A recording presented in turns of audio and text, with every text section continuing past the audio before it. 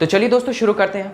आज अपन पढ़ेंगे थर्मोडायनेमिक्स, जो कि क्लास 11th का बहुत इंपॉर्टेंट चैप्टर है और अपन की नीट जेई और ओलंपियाड जैसे एग्जाम के लिए काफ़ी ज़्यादा इंपॉर्टेंट है।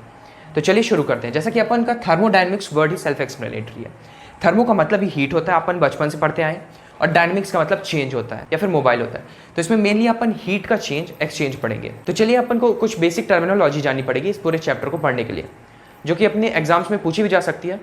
इसमें से कुछ ही चीज़ें पूछी जाती हैं, जैसे प्रॉपर्टी पूछी जा सकती है, स्टेट फंक्शन या पाथ फंक्शन पूछे जा सकते हैं।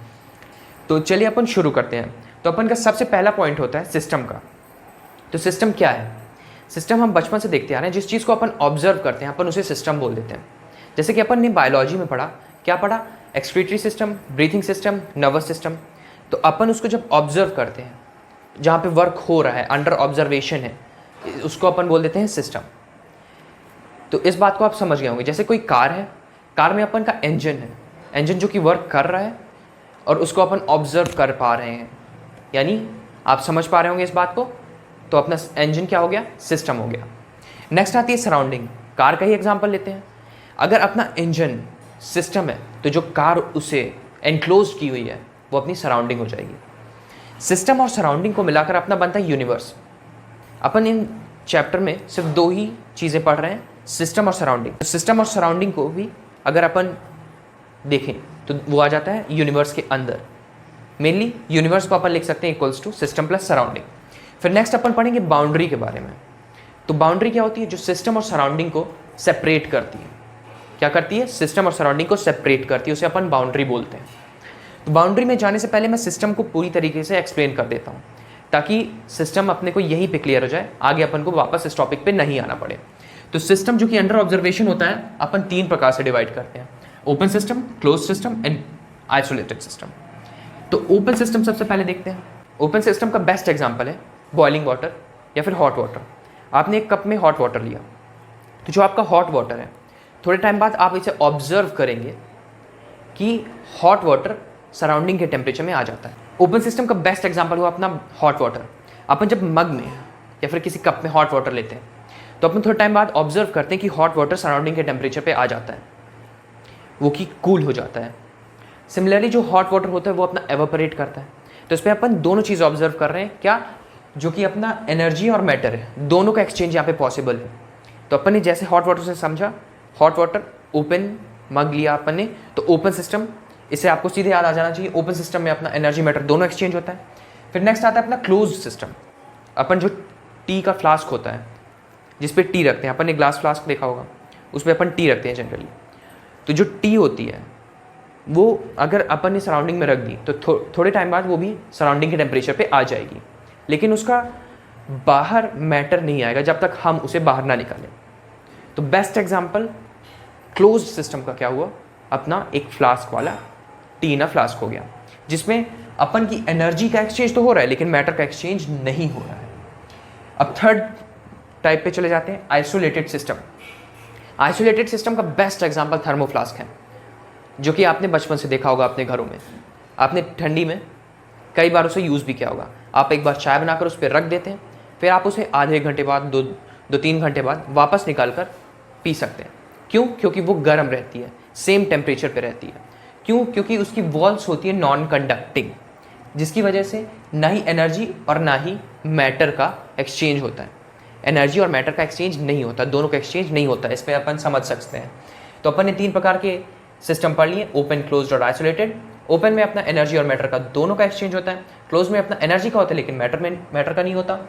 आइसोलेटेड में अपना ना ही एनर्जी और ना ही मैटर का होता है। अपन ने सिस्टम पढ़ लिया। फिर आता है अपना सराउंडिंग। सराउंडिंग के बारे में अपने को ज़्यादा जानने की ज़रूरत नहीं है।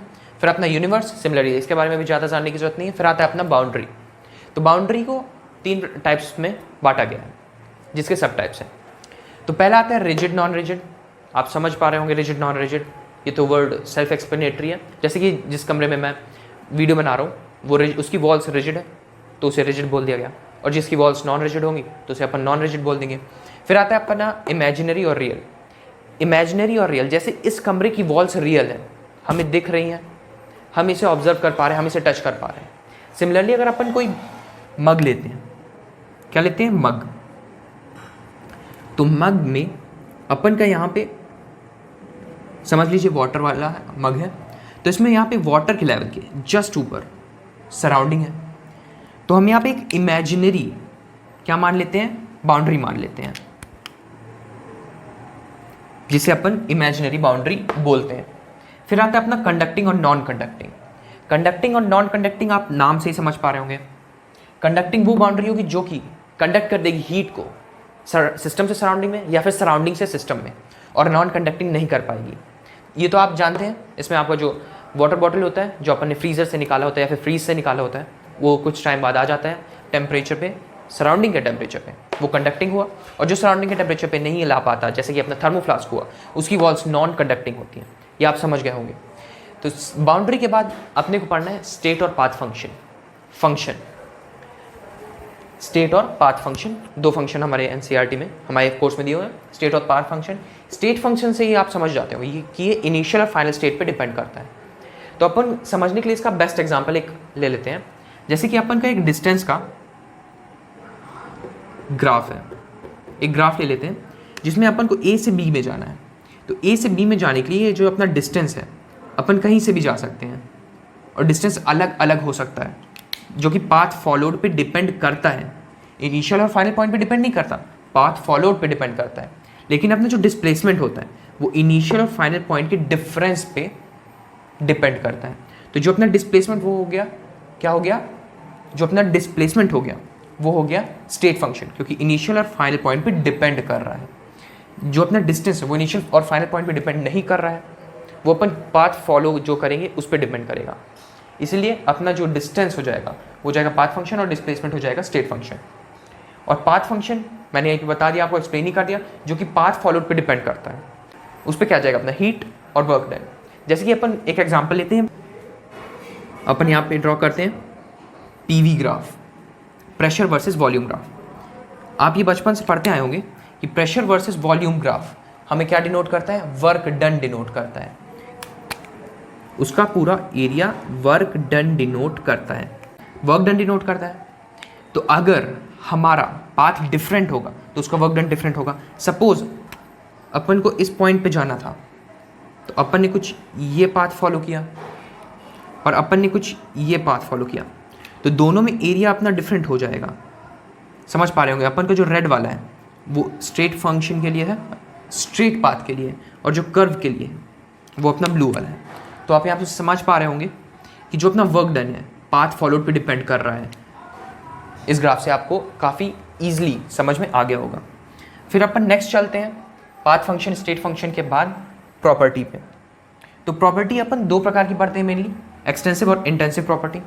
जिसमें से extensive property amount of substance या फिर अमाउंट ऑफ मैटर पे डिपेंड करती है, और intensive property amount of substance और अमाउंट ऑफ मैटर पे डिपेंड नहीं करती है। तो उसके एग्जाम्पल ले लेते हैं। एग्जाम्पल्स काफ़ी बार पूछा जा चुका है कई एग्जाम्स में, ओलंपियाड में, और अपने नीट जेईई एग्जाम्स के में भी काफ़ी बार पूछा जा चुका है। हमारी एमसीक्यूज़ की बुक्स में भी ये काफ़ी मिल जाएंगे आप लोगों को सॉल्व करने के लिए। तो अपन को एग्जाम्पल यहाँ पे कॉमन सेंस से निकालना पड़ेगा। तो जो अपनी extensive property amount of substance पे डिपेंड कर रही है, तो अपन समझ गए जो मास होगा अमाउंट ऑफ सब्सटेंस पे डिपेंड ही करता है। वॉल्यूम होगा, वॉल्यूम तो अमाउंट ऑफ सब्सटेंस पे डिपेंड ही करता है, वो तो आप समझ ही रहे होंगे। मोल्स अमाउंट ऑफ सब्सटेंस पे डिपेंड करते हैं। अपना एनर्जी हो गया, गिब्स फ्री एनर्जी हो गया, और एंट्रोपी भी अमाउंट ऑफ सब्सटेंस पे डिपेंड करता है। फिर अपना इंटेंसिव प्रॉपर्टी आता है जो कि नहीं डिपेंड करता है।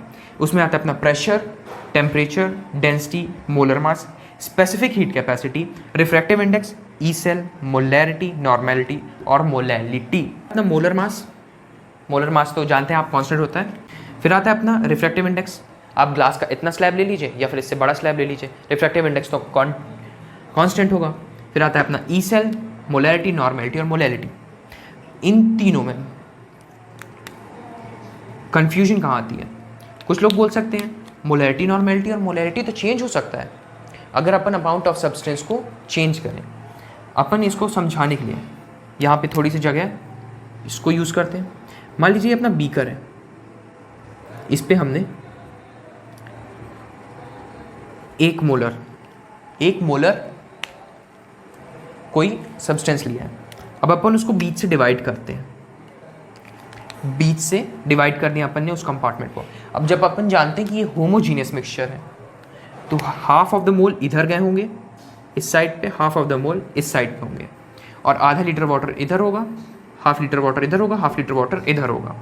तो जैसे कि अपन जानते हैं मोलैरिटी अपन की होती है मोल्स अपॉन वॉल्यूम, तो मोलैरिटी अपनी क्या हो जाएगी 1/2 अपॉन 1/2।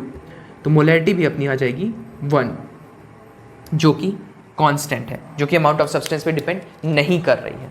तो अपन ने इसमें पढ़ लिया system surrounding, universe boundary, property और फंक्शंस। तो जब स्टेट फंक्शन आते हैं और पाथ फंक्शन आते हैं, इसमें एक जनरल चीज़ आपको बता देता हूँ।